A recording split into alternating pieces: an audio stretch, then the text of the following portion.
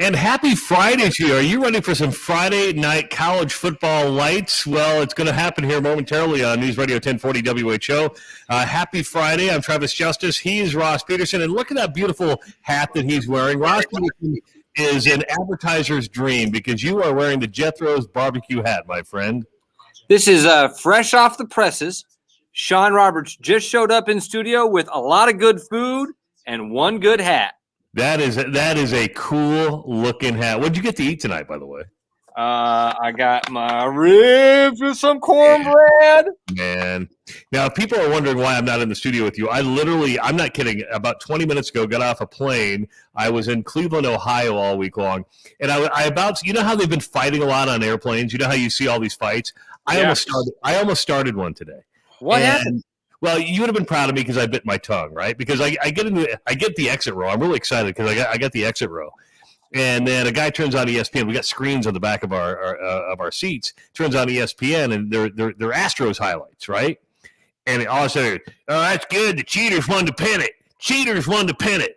Of course, he's wearing an Ohio State shirt that has 8 national champions on him. And I almost said, oh, you mean like Urban Meyer cheated when they paid players? It's just funny how we're quick to point out, and I'm guilty of it too. You're guilty of it. Everybody's guilty of it. We're quick to point out flaws of people we don't like. Then as you're representing a team that, may have done some not so ethical things, you just tend to forget about those. Travis, I learned a long time ago, man, no pedestals.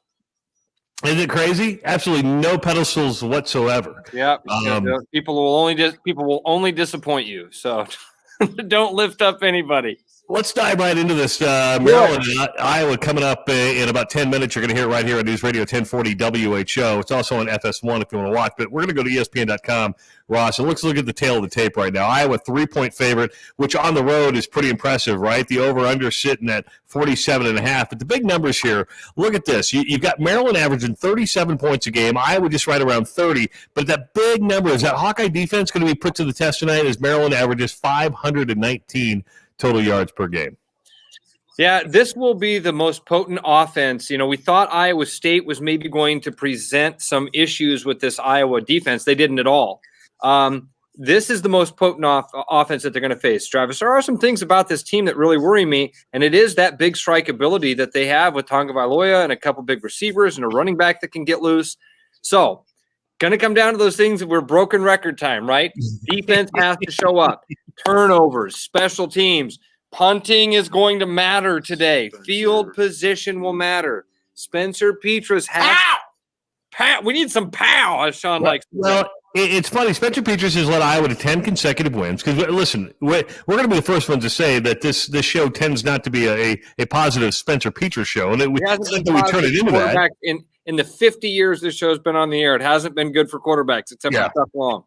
You know, he's completed in this 10 games almost 60% of his passes. He's got a 10-game winning streak. And I also look at this as a starter. Now, as a starter, he's 10-2. His .833 winning percentage, the second all-time among Iowa quarterbacks with at least 10 starts. But the big question is, Maryland gives up yards. I think a lot of people have this feeling that tonight is going to be the breakout game for Spencer Petras and maybe even the running game as well. Well, listen. Who knows, right? The folks that are waiting for a Spencer Petras breakout game, I've got here's my Rostradamus moment. They'll never be happy. Spencer Petras is never I shouldn't say never.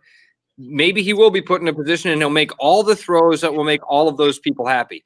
Travis, I think that with the stuff that you're looking at here, he's doing exactly what he was supposed to do and what he is supposed to do. That interception last week, I can promise you, they went through that a lot and said, this is the stuff you can't do.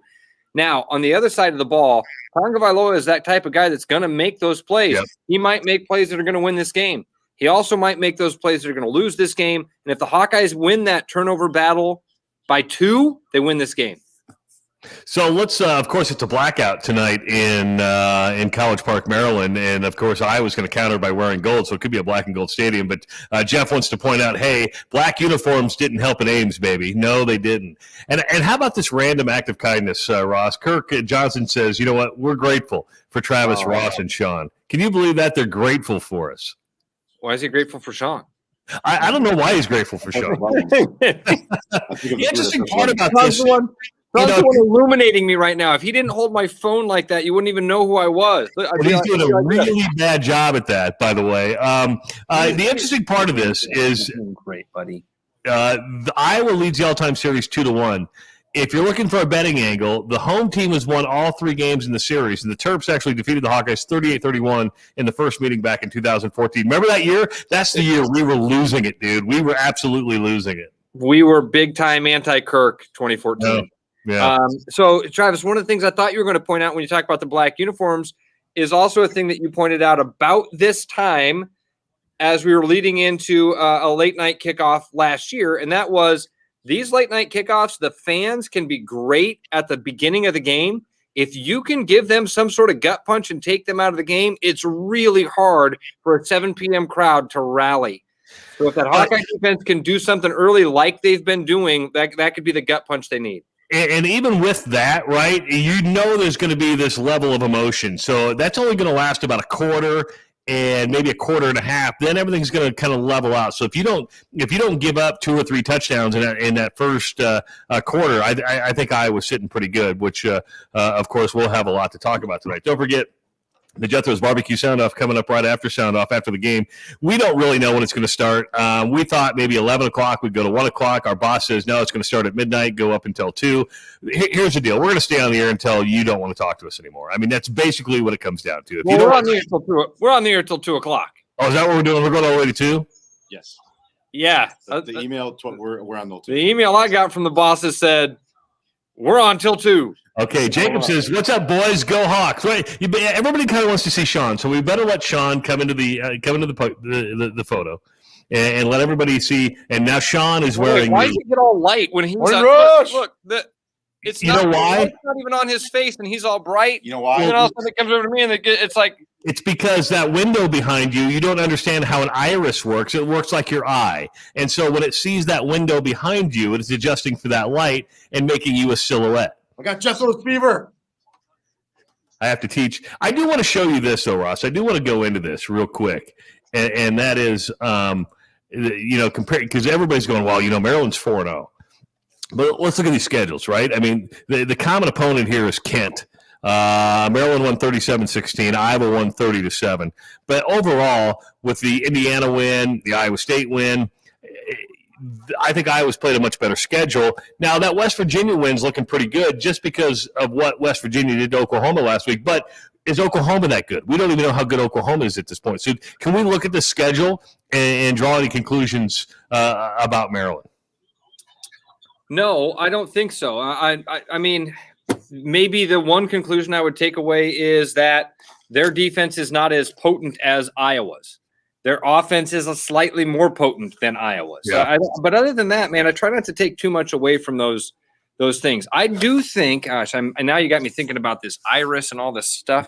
It got in my head. You would have known this. So here's the deal. That's the way to go. Look at that. I look so good there. If you would have dropped out of DMAC, this would have never happened to you. Well, I'm not sure if they were going to teach me film. They were I was headed towards the semi-driving school when I was at DMAC. Nothing wrong with that. Nothing wrong with driving. No, a hell of a life. Hell, I'd made a lot more money in my life.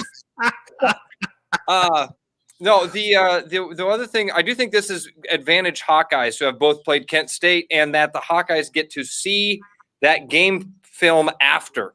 So Maryland got to see the game and prepare for it. Now the Hawkeyes get to look at that film to prepare for this. I think that's advantage Hawkeyes. All right, the game's going to start in just a few minutes on FS1, and of course, we want you to listen to Gary and Ed right here on News Radio 1040 WHO. Ross and myself, and we'll get Sean in there. My dad just asked me what time I'm planning on coming over. Who did that? By the way, Kirk says, had the wings tonight at Jethro's. Forgot about the sound-off sandwich. Travis isn't talking about it enough. Listen, if I don't talk about the sound-off sandwich enough, I don't know what to do for you, man. I really don't. Kirk says, by the way, Hawks win 24-14. Hey, I'm going to get busy logging in and getting highlights for us. All right, he's Ross Peterson. I'm Travis Justice. We'll be back after the first quarter. Enjoy the game and go Hawks.